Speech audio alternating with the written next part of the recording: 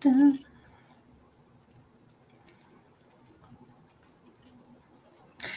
Hi guys, welcome to my live where we're going to go over how to read a crochet pattern. I'm so excited about this. Welcome everybody.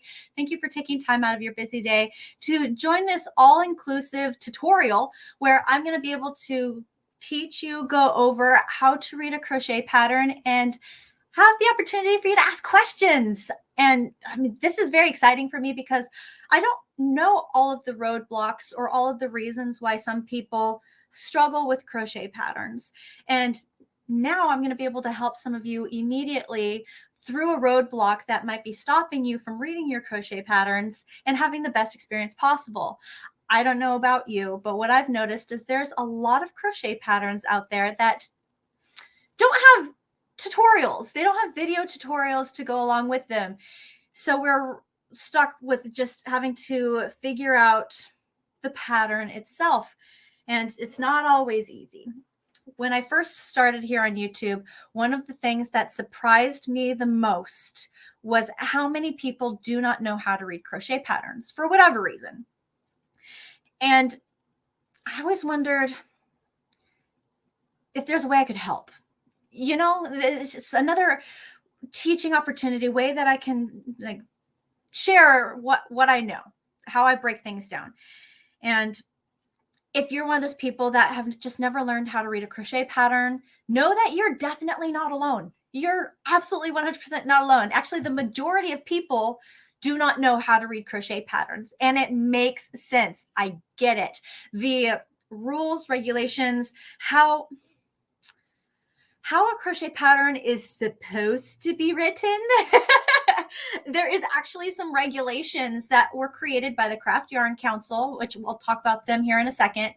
And these requirements, regulations for crochet patterns require abbreviations, and they require symbols, and they want the instructions to be as condensed and as small as possible to save room and have you print less paper. They want you to be able to just understand what's expected of you in that row or round in as small amount of space as possible. And sometimes it's like decoding a message. It is, because you're having to figure out the abbreviations, you're having to figure out the symbols, and you're having to figure out the repeats and what goes where, and at the end of the row, how is it supposed to look, and what if I mess up, and what if the pattern actually had an error or a flaw, and I don't know, but it's all a thing. So I understand why some people would have issue with certain patterns, which is why my patterns I try to write out as if I were speaking, so that way I'm as clear as possible. You could literally read my pattern, and my goal with my patterns is if you were to read it, you'd be able to understand it, whether or not you're brand new or if you are an experienced crocheter. However, I have been told that my patterns aren't necessarily up to the Crochet Yarn Council standards because I don't shrink and condense. And so, you know, it is what it is. I'll get there. But until then, my focus and my goal is to really provide for you, all of you, and having the best crochet experience possible. So if my patterns need to be a little bit longer and need to be more thorough and not necessarily to standard in order to achieve that, then I'm okay with that. But anyways, so my goal by the end of this tutorial, guys, is that you'll have an idea of the structure of a pattern, the bones of it, like how it's supposed to be structured, so that way you can understand where to find information if you're looking for that information right off the bat, or if anything comes up and you're like, where could I find information on that? If it's such a thing as an abbreviation or a symbol and the pattern did not provide what that abbreviation means or what that symbol means, how to find the chart and all the resources really quick and easy, so that way you can get through that pattern without a problem. We're going to go over symbols, not just stitch symbols, but pattern symbols like brackets and asterisks, and what those repeat symbols mean. And then there's also some words that are used, like right side, wrong side, chain and then turn, or turn then chain. like, what does it mean? Is it important? And so we're going to go through all of that information so you understand it. And my goal is that by the end of this video, you have all the tips and tricks for a smooth pattern reading experience, and you can approach any pattern and really understand what's going on. So yes. Awesome. And also, because this is a live, welcome everybody. So glad you're here. Thank you. Thank you so much. I'm going to say hi to Becky and Brenda and Karen and Sophia and Mary and Michelle and Jean, or sorry, I'm saying this wrong. It's because I'm having a moment. I'm saying Jean, but I feel like Jean is wrong. Racine, Samantha, Janice, Dawn. Jean, if I'm saying it correctly, say, yes, you said it right. If I said it wrong, then if you could type out like the pronunciation of your name, because I want to make sure that you feel welcome here. And I'm so grateful for you to be here. But anyways, welcome everybody. I'm so glad you're here. Okay, so because this is an inclusive live, grab something to drink. Grab a crochet project. Let's chill out and just enjoy this experience. If you do have a question, please write it in the chat. Start your question with 3 question marks. So that way it draws my eye, it draws my attention, and I can see the question and be able to address that. I will pause between instructional sections to reflect back upon the chat and see if there is anything that I can address right away. And also, if you give a super chat or a super sticker, that also draws my attention immediately, and I appreciate that so much. The super chats and super stickers really help support my channel, and I think that's amazing. Other than that, I think we're ready to go.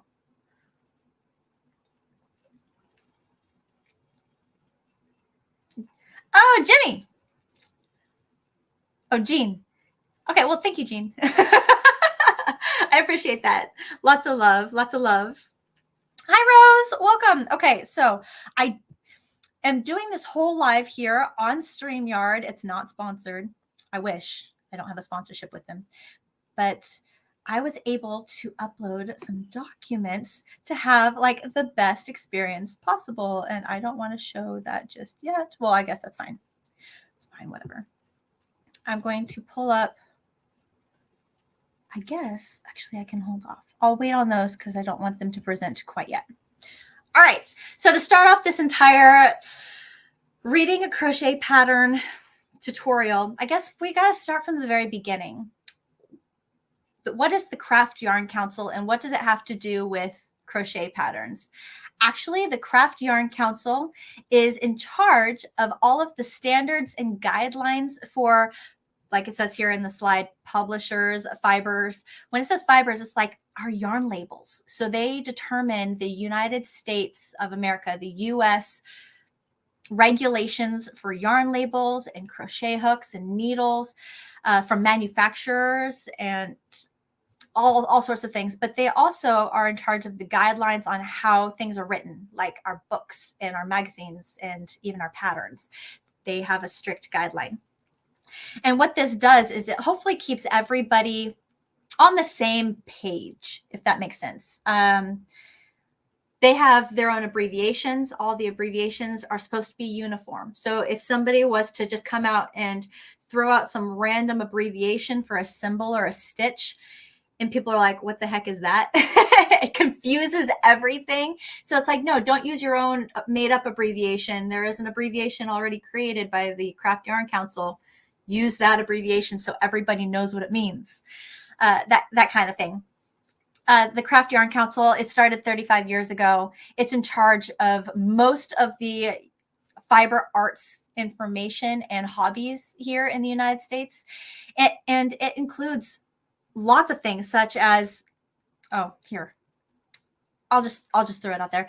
The Craft Yarn Council is in charge of some incredible inclusive charities, such as who runs the Warm Up America Foundation. So I'm very connected to Warm Up America. Warm Up America is directly underneath the Craft Yarn Council. So they are one and the same, which is amazing. So I have a little bit of experience with the Craft Yarn Council. If you go to the Craft Yarn Council's website, it is a fantastic resource for charts and education and other ways of getting involved with charities that they promote. And it is incredible. So I highly encourage anyone to check out their website that I have right here on the screen, craftyarncouncil.com. It's very, very cool. Right, I'm going to check out the questions. Where's the hippo?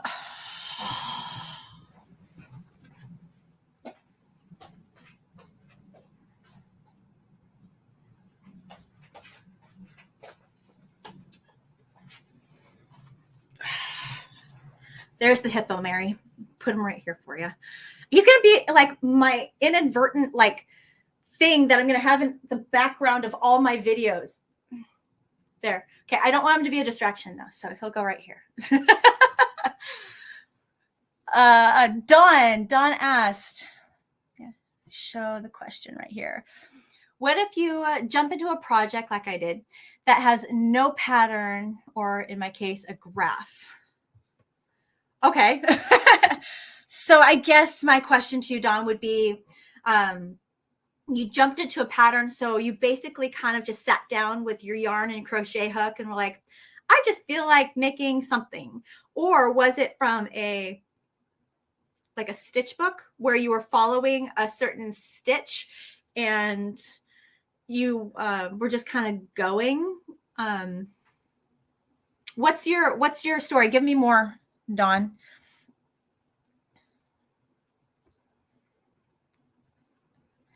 Olga, I'm so happy you're here. I'm so glad you caught me live too. Yeah, my mascot for sure. Okay, so those are the two questions that I was able to see right off the bat. Thank you so much, guys, for question mark. Remember, if you have a question, what I'm looking for here, because I'm going to get a lot of comments, I'm looking for your comment to begin with 3 question marks. Lisa, you're here. So glad that you're here. So glad to see you. Start your question with 3 question marks so that way I can identify as question, quick thing for my eye, or feel free to please leave a super chat or super sticker that also catches my eye really, really, really well. Okay, next slide. Abbreviations. When it comes to patterns, again, we are going to use abbreviations most of the time just because it's a shorter way of saying something that takes so long. So instead of typing out single crochet, we'll just do SC. Or instead of typing out double crochet, we'll just do DC. Or some of the really, really long ones, like the togs down here, if you look, the single crochet to tog. It's just taking 2 single crochet stitches and making it 1, taking 2 stitch spaces and making it into 1. So what I really liked about this particular chart abbreviation is that it differentiates the US terminology and the UK terminology. I don't say it so much right now in my current tutorials, but if you go back 6 months or further, you will have heard me say in the beginning of the video that I use US terminology. And some of you may have been like, well, yeah. Like, well, is there something else? Is there something different? Yes, actually, UK terminology may be more dominant than US terminology, though US terminology is getting up there. It's getting pretty 50-50. Not to mention, I don't want to scare anybody too much, but there's also an Australian terminology that has been thrown out there that's similar to UK terminology, but just a little different. It's all in understanding who wrote the pattern and what that stitch is supposed to mean. So if we look at the page here real quick, if I looked at, let's say, single crochet, US terminology, SC, single crochet, it's in line with the UK terminology, double crochet. What this means. Different patterns. It's important to know when you find a crochet pattern if it's written in US terminology or UK terminology. If a pattern was written in UK terminology and it tells you to make say 5 double crochet stitches in your round, and you're reading it as US terminology. So you make 5 double crochet stitches in your round, and then you look at the picture and you're like, that doesn't look right. That's not the same. It's because their double crochet stitches are our single crochet stitches. UK double crochet is US single crochet. So like a puzzle, if you understand that the pattern you're reading is UK terminology, you can just translate, decode. Oh, I'm just going to cross out every DK, or I'm going to cross out every DC double crochet and write SC above it, because that's what they actually mean in US terminology. This has happened to me personally, where I got a kit box and I was following the instructions. It was a Peter Rabbit kit box. And I was following the instructions and I was like, this is not looking anything like the picture. What's happening? And it's because their terminology was UK terminology and it didn't say it anywhere. But I was picking up on why is my image, my finished project, looking very different than theirs. And that's when I caught on, oh, I'm looking closer at their images. Those are all single crochets and I'm over here working double crochets. Okay, I need to translate. I need to change that up. So it is very important. It's caught a couple of my subscribers, followers too, where they've reached out to me and I'm like, check the terminology. And they're like, oh. So again, this is also important to know moving forward when it comes to reading your patterns. If anything has been shortened, abbreviated within the instructions itself, you don't have to memorize this. You don't. There's charts for this on Pinterest, on Google. Just print them out. I even have some on my website, crochetwithtiffany.com. Under resources, I have a bunch of charts. Just print them out. You don't have to memorize anything. Just have it there as a guide to help you along. All right. Going to go for questions because I saw quite a few question marks over here. Janice. If the weight of the yarn is supposed to be uniform based on the Craft Yarn Council, how come it seems like, for example, number 4 weight yarn is in some brands is thinner? Aha. Okay, so you're talking about WPI now. WPI has a range. So, I'm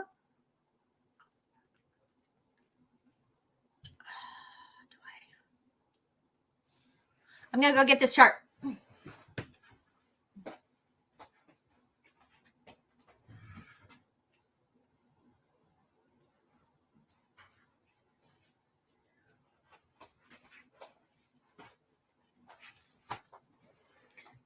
Guys, I have so many charts, it's not even funny. But you kind of have to if you're really like invested in this crochet, knit, any kind of fiber arts hobby, because there's no way you could possibly have everything just memorized. There's so many numbers and so much information that I just end up printing out a lot of charts and having it on hand to help guide me and help me out.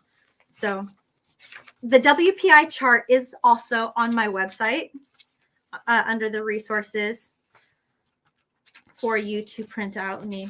I like physical though. Anybody else like having the physical thing and not everything digital? I might just be an anomaly, but there's just something about holding it. Okay.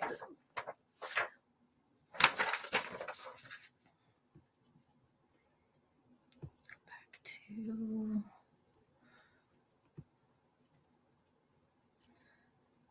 I wonder.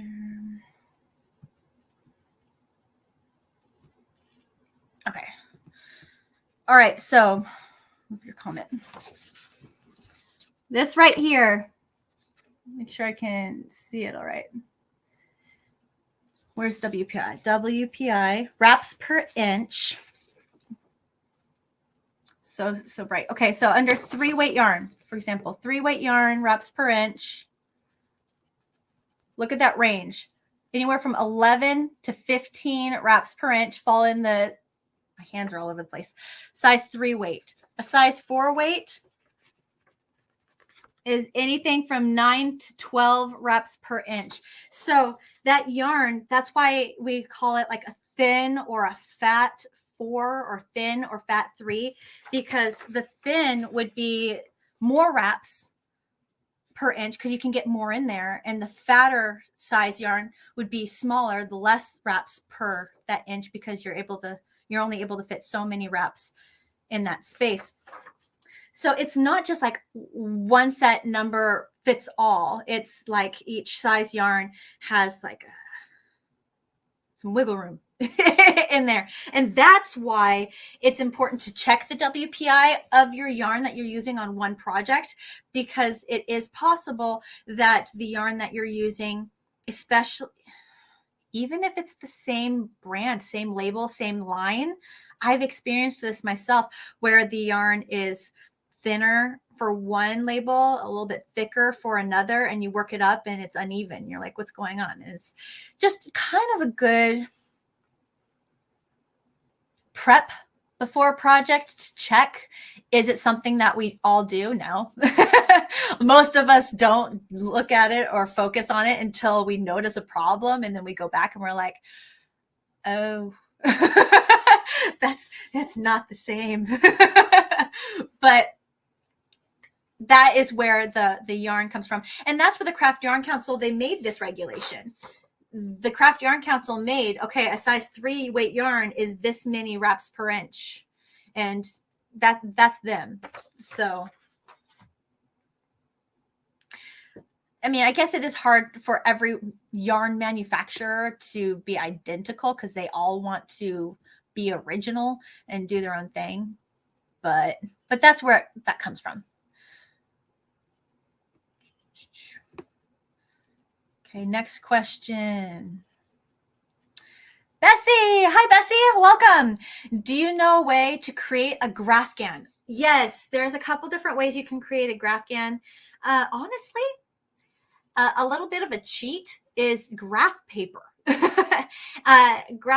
And some people, they want to take a picture and turn the picture over onto grid, like a grid, and then each color of the square is the color of the stitch that you're going to use. So you could do that. There are some softwares out there that will convert a picture onto that grid for you. So that way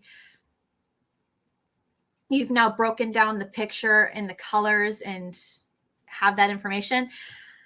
I have Stitchworks, and apparently Stitchworks has the ability to do that, but I've never played with it or used it before, so I don't know how to do it on Stitchworks.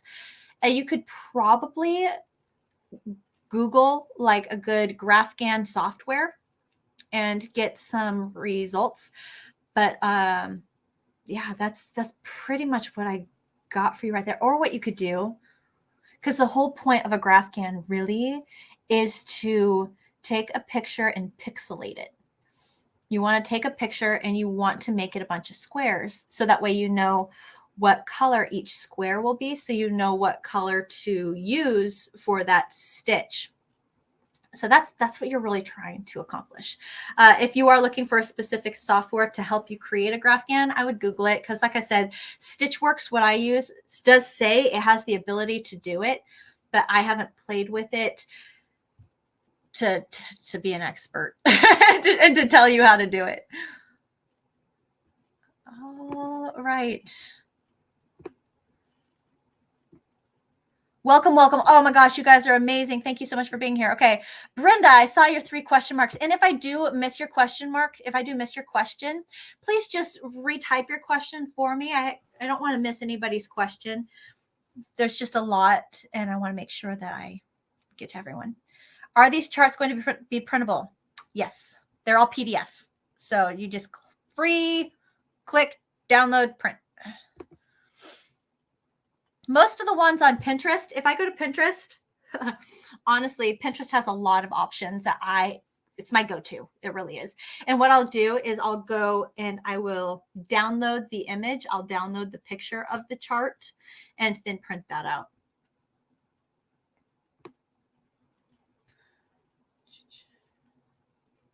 Well, I like the big red question marks. Those are really easy to see. And remember, how you can contact me through questions is the 3 question marks before your question, or a super chat, super sticker. Just anything to draw my attention. Same can be said for hooks. Why do different brands of hooks have different size hooks? For example, a 4mm. Are you referring to the name of it or the actual dimension of it? Because the different name of it is going to just be determined on region. Craft Yarn Council did determine the crochet hook size. So have you ever heard someone say an H8 5mm? The H, it's either the, yeah, I think it's H is US, 8. I think I'm gonna have to look into this because I saw it once upon a time. It's been a long time. So much information in my head. So I think the H is US, the 8 is US, H8, and then the 8 or the 5mm is a metric dimension. That's UK and Australia. So that's kind of how it's broken down. So there are some crochet hooks that just have the metric number and some crochet hooks that just have the letter. And that's kind of a way of differentiating US and UK. But if you use them enough, I don't even separate the words anymore. I just kind of call the entire crochet hook the long name of H8 5mm. Like that's just what it is. But I have also seen like the G6 4mm. I've also seen G6 4.25mm, and I don't know what's up with that. I'm just like, I don't know why they had to go and do that. That's just not nice. Right. Bessie again, do you have a chart for using a thinner yarn if the pattern calls for bulky? Really? That's not going to be a chart. That's going to be swatching. You're going to want, because you're using a thinner yarn, you're going to want to create a swatch using the yarn you're using, the crochet hook you're using, and the pattern you want to use. Just make a little square.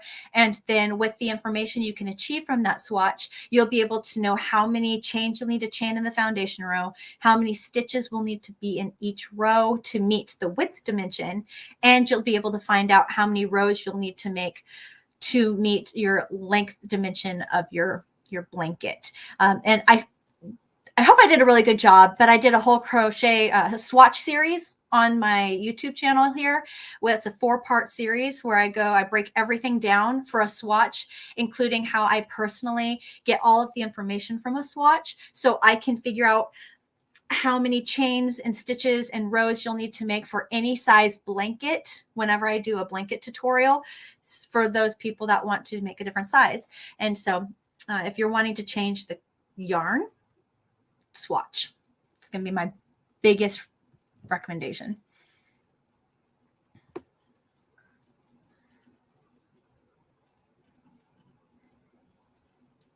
Oh no, there's people saying that there's blurriness. I hope everything's good. Oh,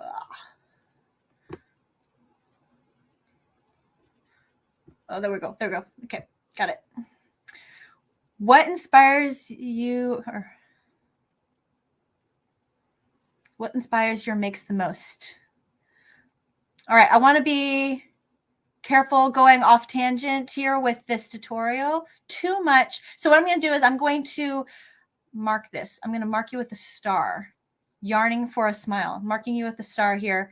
That's where I last left off with the comments, because I want to get over the next thing in this tutorial, because we're going over how to read a crochet pattern, and that's super important to me right now because so many people have been asking this question on YouTube. There's just a lot of questions. I want to make sure that I get some questions answered for you guys. Okay, so we just went over abbreviations. Now let's do symbols.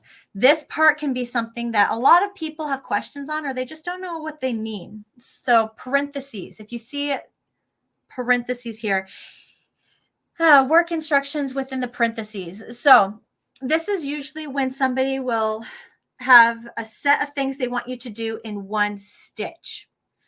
So for example, here in the picture, it says single crochet, half double crochet, 3 double crochet, half double crochet, single crochet, all in the next stitch. So yeah, parentheses are usually everything you want to group together to put in one stitch space or everything you want to group together to put it, to just keep together to put in one next step. Good to know. Good to know. The brackets, however, that's a repeat.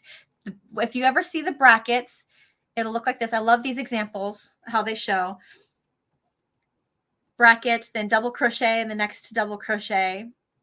And then, oh my gosh, this is going to pull me out. See how? It's been a while.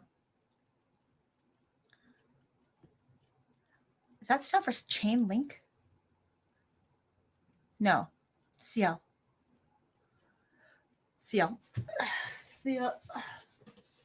See? Even I, CL. Can't have everything memorized. Cluster. CL stands for cluster. Books are great. They have all of the abbreviations. CL stands for cluster. So cluster in the next chain one space. And then what you'll do is you'll repeat that 5 times. And when I'm reading a pattern, I will be like, okay, double crochet, cluster 1, double crochet, cluster 2, double crochet, cluster 3. And you do that the 5 times.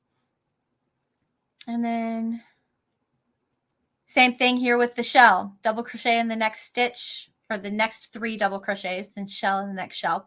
So what's great about these brackets, it's more so a repeat pattern that you just want to do over and over again. It's one way of doing it. The other way of doing it is with the asterisks. Now I use the asterisks. This might look very similar or familiar for my patterns because I like using those little stars where I will put a star, then I'll write out what I want you to repeat, and then I'll end it with a star. And then in my patterns, I'll say repeat first star to second star to the end of the row or to the end of the round. And so I really like using the stars, but another way people do it is with these brackets. Okay, what is this symbol right here? The braces. Now I found it used 2 different ways. The braces were used for a repeat, but they were also used to show different sizing, such as this sleeve picture on the bottom here. If it was here, let me see if, oh, no, it's not gonna. Okay, usually how the sizes will be is it'll be extra small, and then the next will be a small, and then medium, or it'll be small, then medium, large. That's how they kind of break it up. They're all right in line with each other. I bet this one right here is small and then medium, large. And those braces are identifying that these are the other sizes that it can come in. Repeats. Now this was one that threw me for a loop, but I wanted to include it just in case somebody had an old pattern or were working with a pattern that did have one of these diamonds in it. So that way you could identify what it means.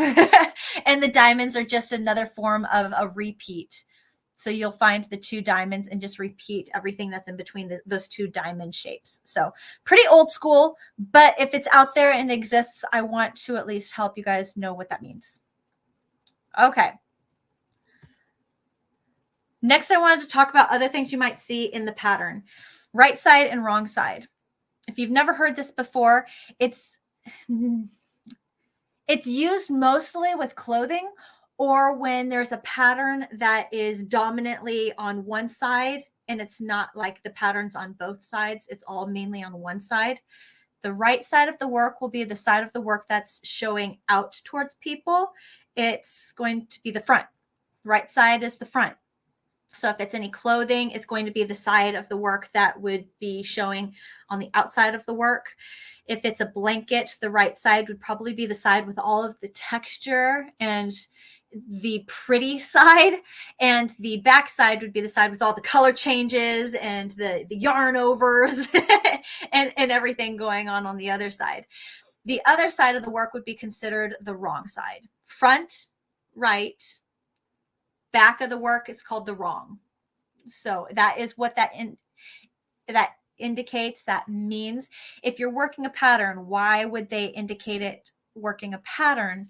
Working one direction in the front of the work, be like, okay, we're working the right side, oh, chain, turn. Oh, now we've flipped. Now we're working the wrong side. We're working the back of it, right? Work that, chain, turn, flip. Oh, now we're working the right side again. We're working the front. So that is always good to know, depending on what type of project you're working. And that's all that means, front and back. All right. I have gotten this question quite a few times. So if you are one of those people that have reached out to me and asked me if there is any significance or any real difference between chain and then turn, or turn and then chain, honestly, the answer is no. I have practiced this, I have tried this, and I have not seen any real difference or significance in chaining and then turning, or turning and then chaining.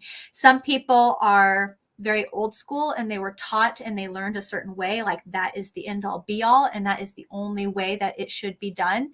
And I've played with this. I did little swatch examples of both, and I really didn't see much of a difference. So if you're somebody who does see a difference and it does mean a lot to you to chain and then turn, or turn and then chain, stick to whatever works best for you. But for me personally, it just didn't make enough of a difference to matter. However, you will see this in patterns. Some patterns will say turn and then chain, and other patterns will say chain and then turn. Just know that it was just how they wrote it, and be aware. The one thing that caught me off guard a little bit was, for example, this alternating post stitch. It started off with a chain, a multiple of 2 stitches. So you're working that foundation row chain, multiple of 2 stitches. So I'm like, great. Let's say, for example, I will chain 12 stitches, ready to work row 1. Well, for row 1, it says turn and then chain 2 more. And I'm like, wait, what? I'm still chaining? And it's because they just added their turning chain into the row 1 instructions. Whereas this other example over here, they didn't even bother adding that chain 1 or they added the turning chain in the instructions. That shows row 2. So starting with the chain and then turn. Okay, what's next? Different levels. Okay, so before I get to different levels, I'm going to come back to questions. And Yarning for a Smile, I'm going to keep you starred because yours was a more general question. And I'm going to look for anything related to this video and then come back to your question at the end because I care about it. I want to make sure I get to it. Okay. Dawn, since I'm more of a visual learner, is taking notes on the project okay? Absolutely. Yes, 100%. Sometimes taking notes can be very, very helpful. So definitely write all over it, or have a notepad next to it, or you can do sticky notes and write on the sticky note and just stick it to the pattern, whatever works best for you.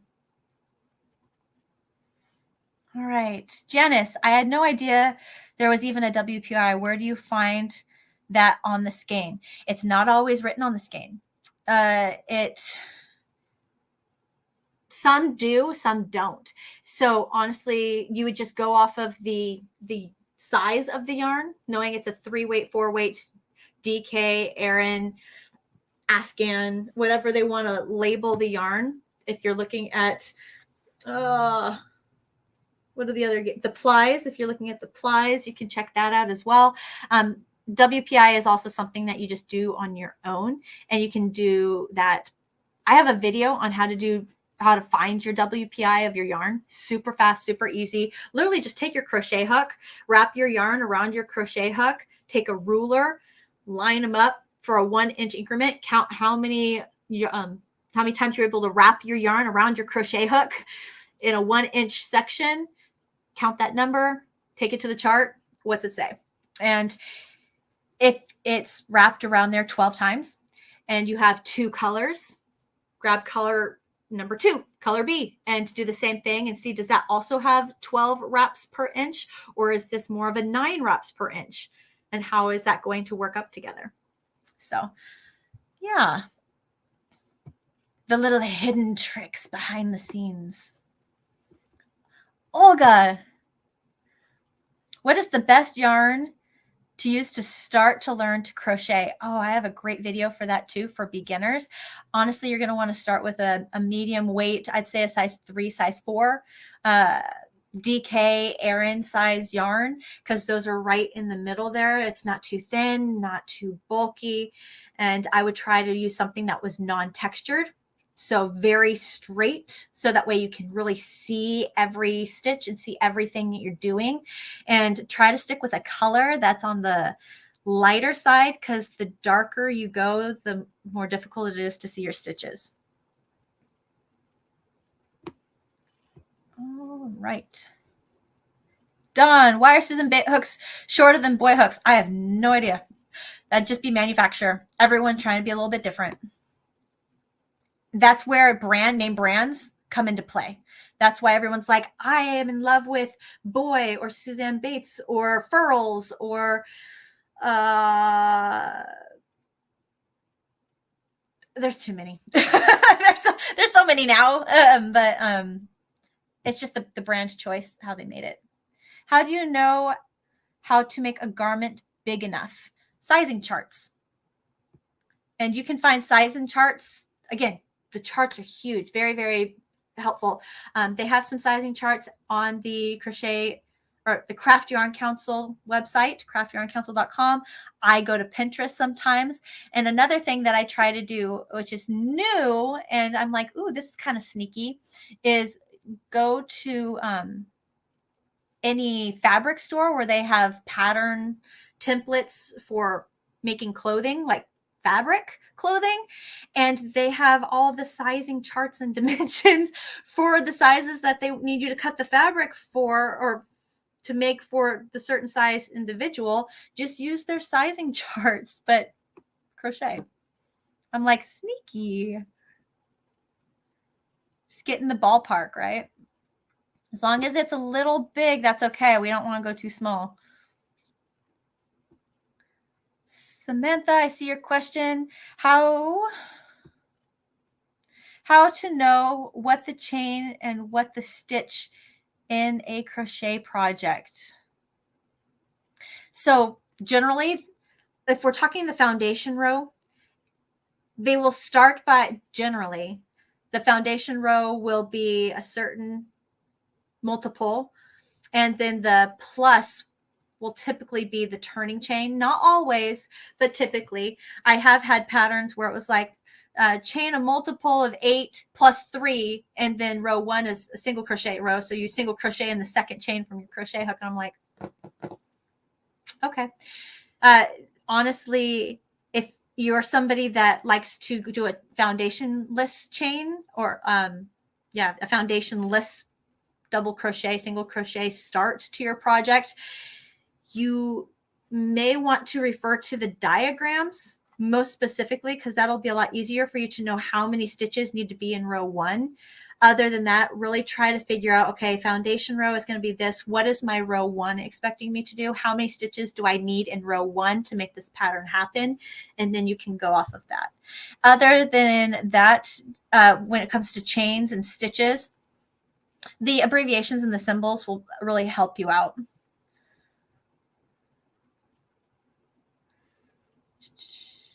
Welcome everybody who is here. Again, if you have a question, please start your question with question marks. It really draws my attention. All these red question marks are super helpful for me.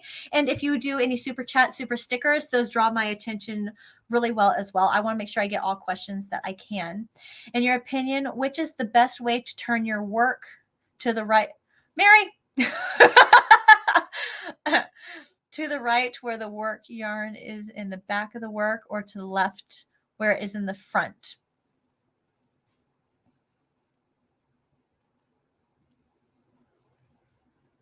Where the chain is in the front or the chain is in the back. I mean, some people say turn like a book. I will stop and then I kind of swoop the other way. That's just, it ended up being something that I just naturally do. You know, that habit, that, what is it called? Where you just naturally, there's a word for it, where it becomes like, you just do it. And so it's become something that I don't even think about. I just naturally will finish a row and then I'll swoop it down and over instead of flip it over like a book.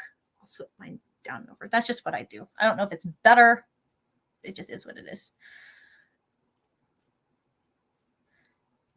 Then last question, and then I'm going to move on, is Olga. What would be the best stitch for a wearable?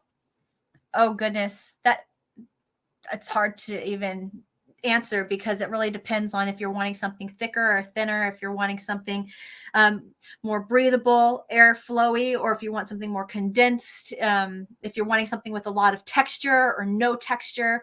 So that there's a lot of things involved in that, and a lot of stitches could qualify as great stitches there. Okay, I'm going to go ahead and move on. Different crochet levels. So I accidentally posted that on top of the words. What I have here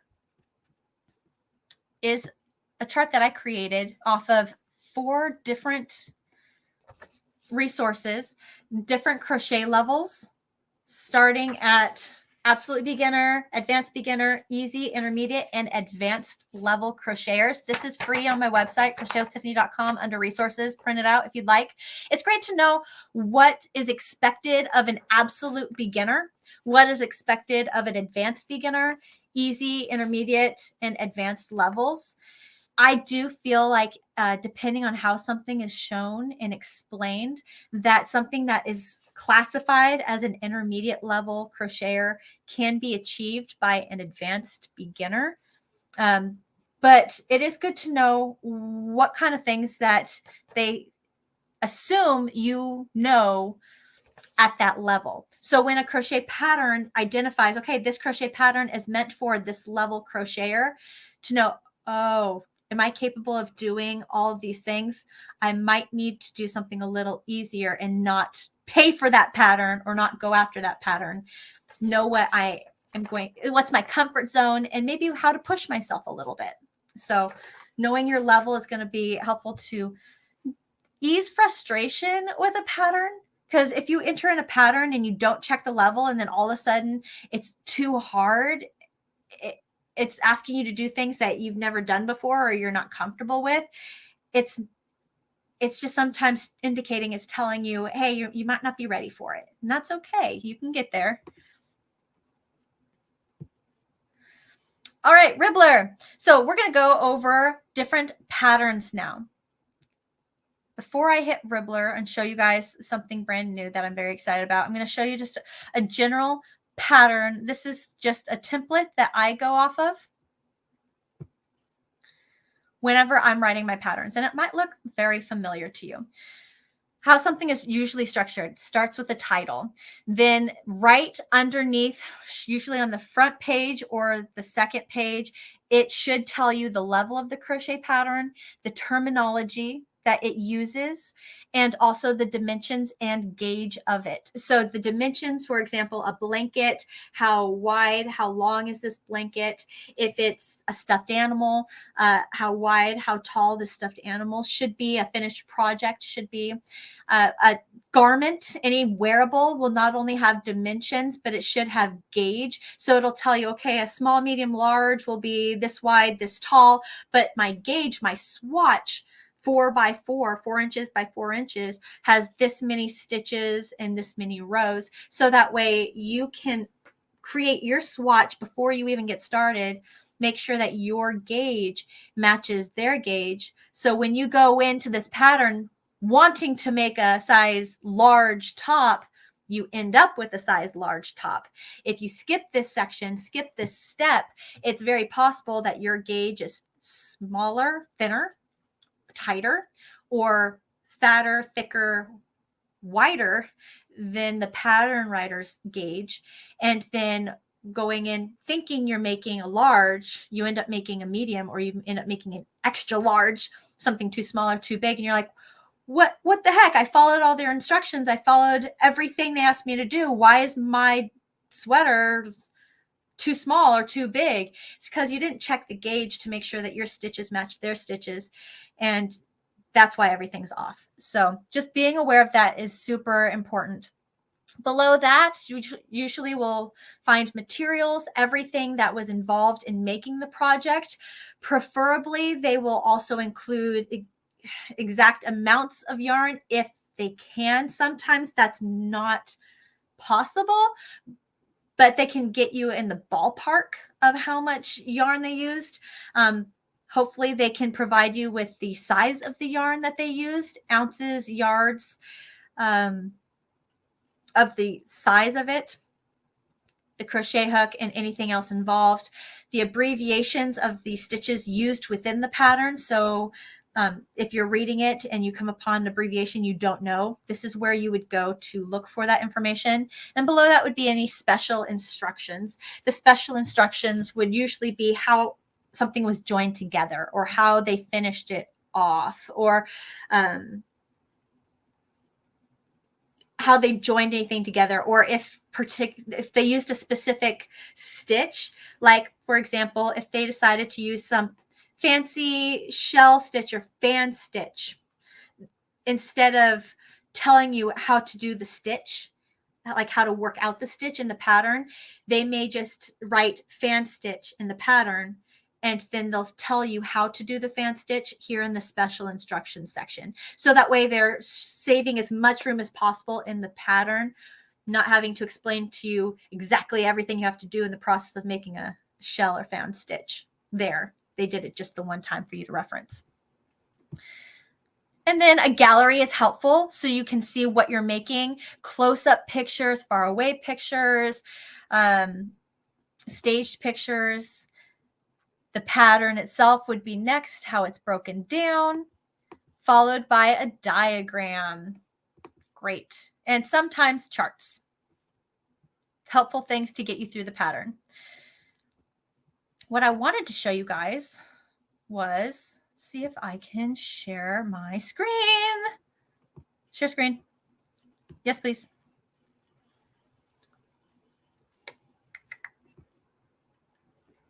Sure. All right, so hopefully you guys can see this right now.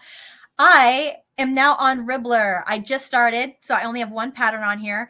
I'm very new to Ribbler, but I am so excited about the platform, guys. I can't even explain to you how awesome this is. So Ribbler is a location where you can purchase patterns, and it's really a plug and play on how you input the information.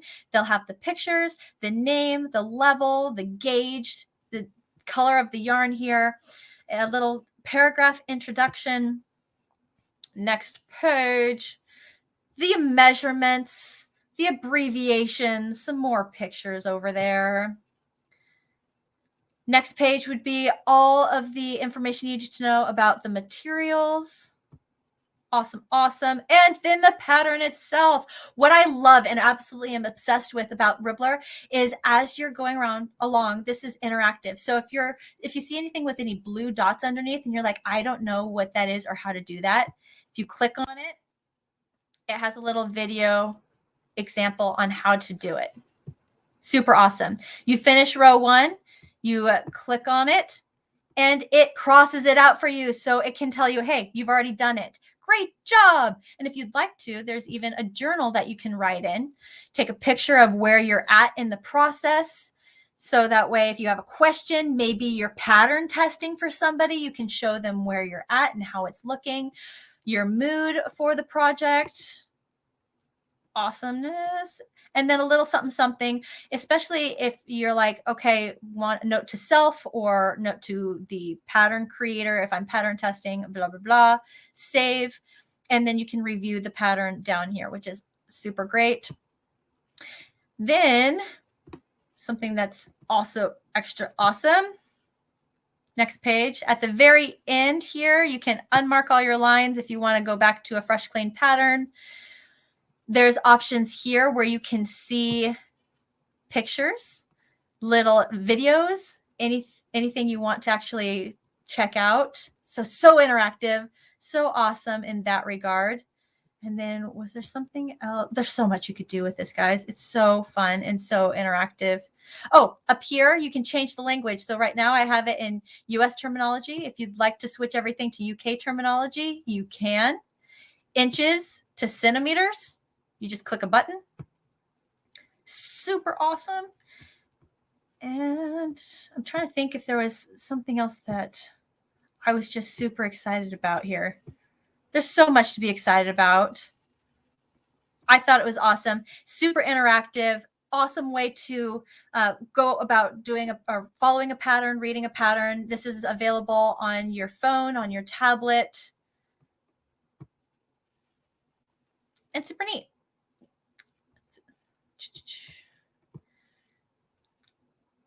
Just another way that you can follow a pattern. And I just thought Ribbler was amazing. And it's new to me, not new to everybody. So if you have experience with it, please share your experience with it, some pros that you thought were awesome. Okay. Quick converting, cross out journals, auto translating. Oh, the translating too. If you speak a different language, if you need it in a different language, it can translate that. So awesome. Okay, covered all that. Now we're going to go to diagrams. So what I've noticed when it comes to crochet patterns is sometimes when it's just a bunch of words, we can get lost. A lot of people find the diagrams easier to follow than an actual written out pattern. Sometimes it's great having them both together so you can get the most understanding of what's happening. Diagrams can be done in a couple of different ways. There's color diagrams, kind of like this pumpkin diagram where all you see is color. And then what you would see is a legend attached to that, which would just indicate each stitch space used this stitch kind of thing. Whenever you're doing color work, intarsia, stranding type deals, it's usually using a basic stitch in the process of using or creating it. So you're really focusing on the color changes and not so much the stitch work. So this would just be a color diagram. On this side over here is a stitch diagram. You see the plus signs mean single crochet. So all we did was use single crochet stitches here. Those ovals are chains. And then I helped out by color coding the stitches so that way we could identify where there was a color change there. Some symbols. Now, the more and more you work with diagrams, the more it's going to just kind of inadvertently stick without you intending it to. You're just going to know, oh, that's what that means. That's what that means. But no one's ever asking you to memorize symbols. It's just too much. There are so many charts. There's charts on Pinterest and Etsy and Google. And I have charts on my website, crochetwithtiffany.com, underneath resources that you can print out for free. And it's just very helpful to print it up, have it available. So when you do approach a chart, you know what that symbol means. Let's walk through one together. So I personally do find diagrams to be my number one choice when following patterns because it helps me identify where I'm putting the stitch. It's just so clean. It looks so good. And these are very professional. Just identifying, okay, so that plus the T with the little notch stands for a double crochet stitch. The ovals stand for chains. So you got the foundation row chain. Then I would chain 3 as my turning chain. And my first double crochet stitch would be in that 4th chain. Then making a double crochet stitch in the next 1, 2, 3, 4 stitch spaces. Then I skip 2 chains there and make 1, 2, 3, 4, 5 double crochet stitches in the next 5 chains. Chain 2, 5 double crochets, skip 2, 5 double crochets. So it just really makes it clean to see, and it presents a picture, just something to follow in that way. And then you can always pair that with written instructions that help you to just connect dots, connect a lot of dots. So there definitely are some patterns, some diagrams that get more and more complicated as you go. It's just the nature of getting a little more challenging, getting a little more advanced in your craft and your skills. And that especially is when it's super helpful to have both the written matched with the diagrams when it gets a bit crazy. There's gets to be a lot going on. Right, and then I have questions there. Let me see if there was anything else that I wanted to present before that. No, I think that was it, really. Okay. Now I have about 5 more minutes, guys, before I have to go pick up my son from school. So I will get through as many questions as I can. And if I don't get to your question here in the live, just after I go live, it'll publish on my YouTube channel. Write your question in the comment section below. And as soon as I pick up my son and come back, I will get right to the comment section to answer your questions. But here we go. Mindfully Crocheted. Is there a good program for creating a diagram or pattern drawing? I love having diagrams and would like to be able to create them for written patterns. Yes, there are a couple. There's some great ones. So actually, what I noticed on Ribbler, actually, which surprised me, is they do have a section where you can create a little diagram there next to each stitch that I have. Again, I brand new to it, so I want to play with it a little bit more, but it has the ability to do that. My Stitch Works, let me present, screen share. Okay. There we go. So for me, here's my whole screen. So Stitch Works here. This is what I use when I do my pattern writing, which it's crazy. There's not really a tutorial, so it's more of a figure it out as you go kind of thing.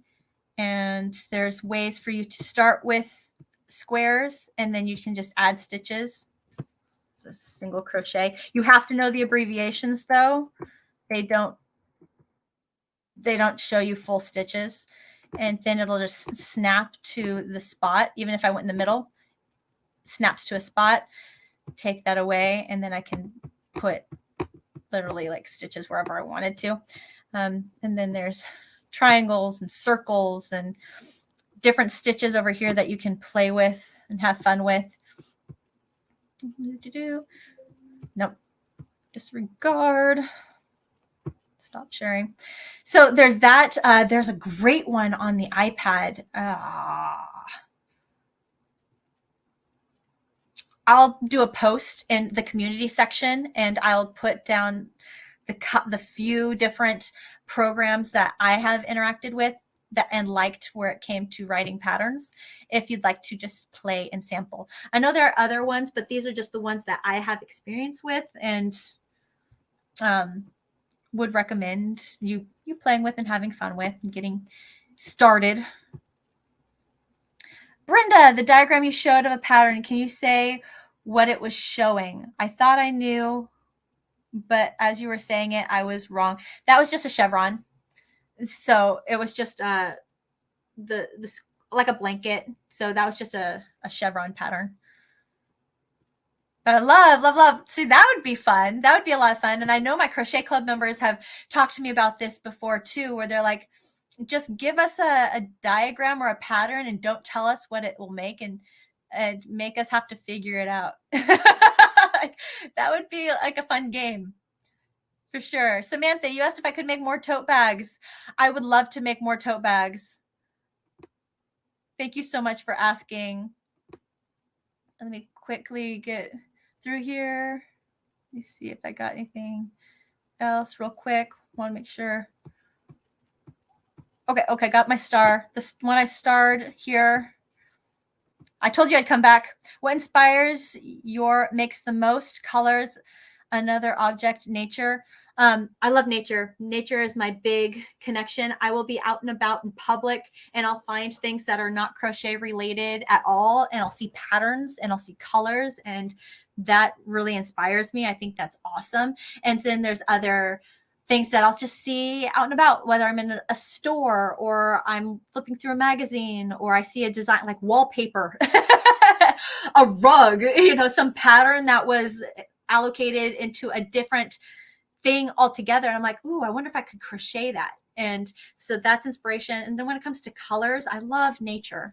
I'm always drawn to neutrals, but I'm also drawn to anything nature inspired, a lot of nature colors, the color tones. I'm just like, oh, yes, please. And it's hard to sometimes find those colors translated into yarn. And unfortunately, it can be, oh, thank you so much. Ah, thank you so much, Co. Naughty Witch. Appreciate you. And so that's where I really try to hone in, but then again, I also try to break out of my own bubble because I know that not everybody likes what I like. Some people love pastels and some people love brights and bolds. And so I try to do a little bit of something for everybody. Okay. Last go around might be my last question. And then I gotta go get my son. You guys have been amazing. I've had so much fun with you. I hope you've really enjoyed this, and I hope that it has helped you a lot and maybe made following a pattern not so scary. It's really just a matter of get those charts, you know, the terminologies and the abbreviations and the symbols and knowing what those repeat brackets and asterisks mean. And I hope it helped. And if there's anything that needs a little more clarification, if we need to go into anything any more in depth, let me know. I'd love to do another one of these with you guys and just keep doing this. I think it's great. Okay, I think last question for today. Bloody Mary, I love it. I've been crocheting almost a year now. Awesome. I have come up with my own designs, yes, but don't know how to write them up. A lot of people want a pattern for my rose square. Is there a class for designers? I bet there is. Shoot, I don't know. Check out the Craft Yarn Council website. I've been trying to do something here on my channel, but I don't think it's translating well here on YouTube. I might be able to translate something over in my Crochet Club, though. Over in my Crochet Club membership on my website, crochetwithtiffany.com, I have a lot more flexibility where I want to do a lot more inclusive things with people, help people with what they want to learn, because I've got my hands tied over here on YouTube with the algorithm. So I can only do certain things that make sense with the algorithm. But, oh, Mary, thank you so much. But if you are wanting a little more inclusive, like learning on being a designer, that is definitely something I would be willing to entertain and be able to do over in my Crochet Club. So if you haven't yet, take a peek over there, see if it's for you, and bring that up in one of our lives over there. We go live every Wednesday and every other Saturday, and I'm hoping to start doing some crochet alongs and some more inclusive things on what the members want. All right. You guys have been absolutely amazing. I've had the best time. I hope you enjoyed this. I hope that there was some value and that you gained something from this video where we went over how to read a crochet pattern. And if you do have any other questions after this live, feel free to put them in the comment section below and I will make sure that I get to them. You guys have the best day. Thank you so much for being here. I'll see you with the next one. Bye, guys.